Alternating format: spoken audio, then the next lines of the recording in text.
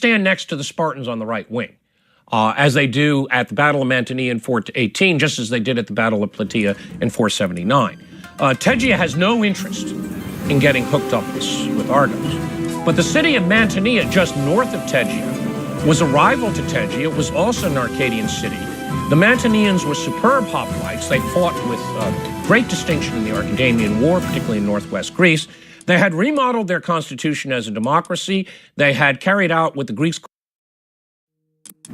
called as sunoikismos, that is the gathering of all the villages into a single polis with walls.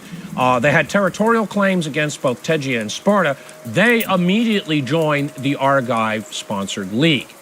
They were followed almost just as quickly by the Aeolians, who controlled the presidency of the Olympic Games, and also had territorial disputes with Sparta, particularly in the area around Leprium and a district known as the Trifalia on the southern borders, where the Spartans had settled new citizens. They're known as Neodomnes. These were probably Perioiki, who had gained citizenship in the Peloponnesian War for their bravery, and the veterans who had served with Brasidas in the Chalcidice. And so there were repeated border clashes going on in that district. The Aeolians, too, joined into the alliance with Argos. The Corinthians had no choice but to join. They were followed by Amphipolis and some of the cities in the Chalcidice. But this league began to appear very quickly to be an anti-Spartan league. And that caused great concern to the Corinthians, who really wanted to turn that league into a league that could be used by Sparta to renew the war against Athens. The Corinthians made all sorts of moves and some really incredible diplomatic stunts to convince Tegea, Megara, and Thebes to join. They all found the one in Thebes was particularly mismatched, where the Corinthians are trying to tell the Thebans it's in their interest to join Argos. The Thebans have no interest in joining this radical democracy, and eventually the whole scheme falls apart. And the Thebans are quite happy to have their own armistice with Athens, a 10-day armistice renewable every 10 days. And so by early 420 BC, this Corinthian gambit of creating a new alliance around Argos that could be handed over to Sparta and then used against Athens is falling apart. In fact, what the Corinthians seem to be doing is creating an alliance structure that is more likely to align with Athens to destroy Sparta. Nonetheless, even though the Corinthian plans had failed, they had sown enough ill will across the Peloponnesus and in Athens by these frequent diplomatic missions that in both Athens and Sparta, there were political figures and at least part of the assemblies of both cities willing to consider the renewal of the war. In the case of Sparta, something very unusual happened early in 420 BC. Two of the men elected ephors, and it's still a debate how this is done, men called Xenares and Cleobulus. We know very little about them. They are told to us by Thucydides to have been men against the peace of Nicias. And in violation to Spartan conventions and procedures, they indulged on some of their own diplomacy, and at one point were cooperating with the Corinthians to bring the Thebans into that alliance with Argos because they fell in with Corinthian plans that maybe it would be a good idea to promote this alliance around Argos to renew the war. As I said, this plan was too complicated and eventually fell apart, but it is indicative of the disputes going on in Sparta. As I've mentioned, the Spartan authorities, the Gerousia, the two kings who also sat on the Gerousia, the council, and the ephors usually reached agreements by consensus. The kind of debate and voting you have in Athens probably didn't take place. And then they brought an issue before the assembly, and the assembly would vote yes or no. That would be all the free Spartan citizens. Well, in this case, 2 out of the 5 ephors engaged in their own secret diplomacy. And rather than think that this represented some kind of, political faction or party, what it indicates is the depth of resentment that was emerging, at least among some Spartans, over the peace of Nicias, and the sense that they had let their Peloponnesian allies down. That in agreeing to that peace, Athens had really won the peace. Maybe not the war, but the peace. They had let down fellow Dorian states, old-term alliances and friendships, and that is what was driving the Corinthians to intrigue with Argos. That was causing Thebes and Megara not to agree to the peace and come to their own arrangements with Athens. And maybe there was a higher good here that that somehow the war should be renewed. Certainly the peace as it stood was not acceptable in the eyes of either of these efforts, and they felt that many of their fellow citizens would agree. And so within Sparta, there was already a segment of the population at least willing to consider, under the right circumstances, the renewal of the war. Being Spartans, there would have to be clear violations. Violations of the oath sworn in the spring of 421 BC in the name of the gods, and now erected in stelae in both Sparta and Athens on the peace treaty and the alliance that Athens had fallen down, as they had done on the 30 Years' Peace back in 432 BC. Well, that was a potentially dangerous situation for the success of this peace. In Athens, and again, as I always mention, the Athenians are different than their Spartan cousins on this, or actually more remote, since the Athenians are Ionian speakers, they're not Dorians. The Athenians, on the other hand, tended to settle their issues by debate and vote in the assembly, and conducted their diplomacy quite openly.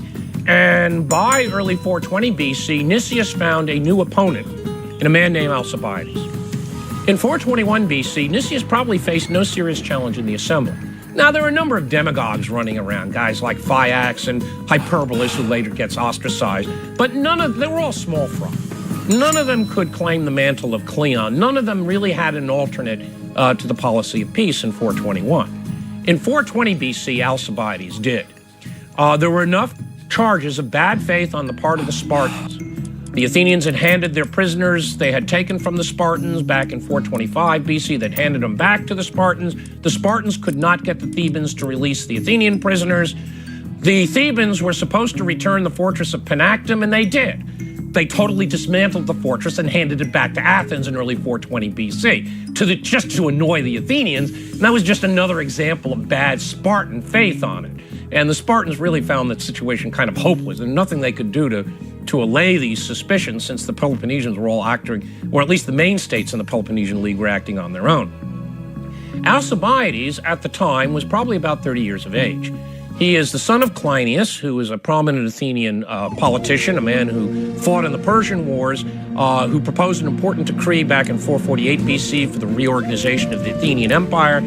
All indications are his family were devoted Democrats and would probably be seen more in the radical camp of Democrats. He was probably a second cousin to Pericles, and more important, his father, Cleinias, Alcibiades' father, had fallen at the Battle of Coronea in 447 BC, so that the father of Pericles, Xanthippus, took Alcibiades into his household and raised him as his ward. So Alcibiades essentially was raised in the household of Pericles, and that connection was very powerful. From a young age, Alcibiades saw himself as the political heir of Pericles, the whole Alcmaeonid tradition, that is the noble family that is seen as behind the democratic reforms, going back to the great reformer Cleisthenes. Also, significantly enough, Alcibiades made an important marriage, at least important marriage politically, although as a marriage it was pretty much a failure. He married a woman named Hipparete. Marvelous name. It means the virtue, equestrian virtue, a great aristocratic name, who happened to be the daughter of Callias. And therefore he was linked, Cimon, the great conservative opponent of Pericles, was his uncle. He also saw himself in many ways as the heir to Cimon.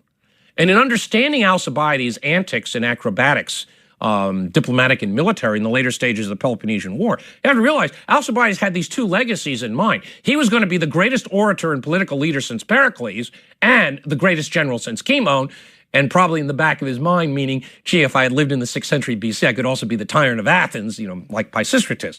So Alcibiades had this great legacy. He was connected to two great aristocratic families. We are told he is an excellent orator. None of his speeches survive except for the renditions given to us by Thucydides, and yet these speeches are indicative of his great oratorical ability.